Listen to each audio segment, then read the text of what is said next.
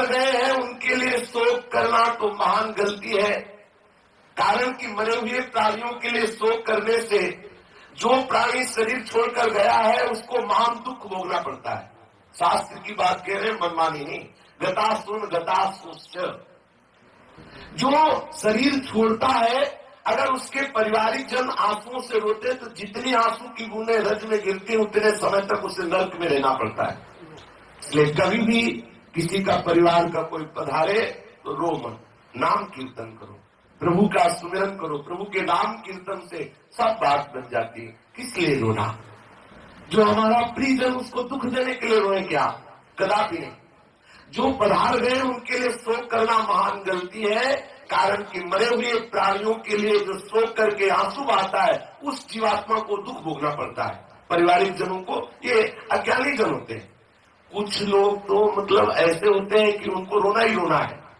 वो एक संगोष्ठी टाइप होती है, गोष्ठी 50 लोग बैठ के, मतलब हृदय में वो कोई बात नहीं पर वो छाती पीटना है और वो रोना है, वो ऐसा सब नहीं। सत्संगी जनों के सब बाहरी बातें। वास्तविक आप अपनापन मानते हैं तो उसके लिए जप कीजिए, प्रियालाल से प्रार्थना कीजिए कि स्वामिनी जो आप कृपा करके इनको अपने चरणारविंद की सेवा में रखिए। ये सब बाहरी बातें। सत्संगी जनों, खास जो भगवत प्रेम मार्ग में चलना चाहते हैं, चाहे वो विरक्त वेशधारी हो या गृहस्थ वेशधारी, प्राणियों को उसको दुख भोगना पड़ता है। जिसका शरीर छूटता है पारिवारिक जन बैठ करके शोक सभा मनाते हैं, रोते हैं। नहीं, कीर्तन करना चाहिए, गीता भी सुनानी चाहिए, भागवत का अनुष्ठान करना चाहिए, नृत्य गान आदि महामहोत्सव। ये महोत्सव है, शरीर छोड़ना ये महोत्सव है।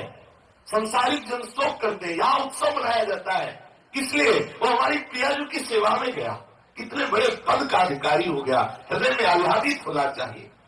मृत आत्मा के लिए जो पिंड दान दिया जाता है, जो जल दान दिया जाता है, शास्त्र का सिद्धांत है कि वो उसे परलोक में मिलता है।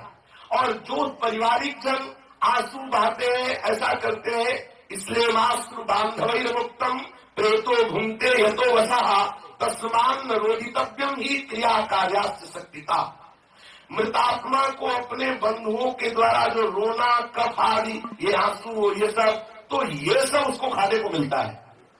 आंसू जो निकलते हैं, नाक, श्लेष्मा, खखार, ये सब जो रोता है, ऐसे चीखता है, हाय है, और वो सब वो उसको खाने को मिलता है। और उसकी दुर्गति होती है जो पारिवारिक जन उसके लिए रो। ये शास्त्र की बात कह रहे, मनमानी बात नहीं कह रहे।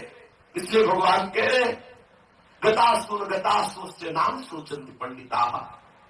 मृतात्मा के लिए जो कफ और आंसू आदि बहाए जाते हैं, मृतात्मा को परवश होकर खाना पड़ता है।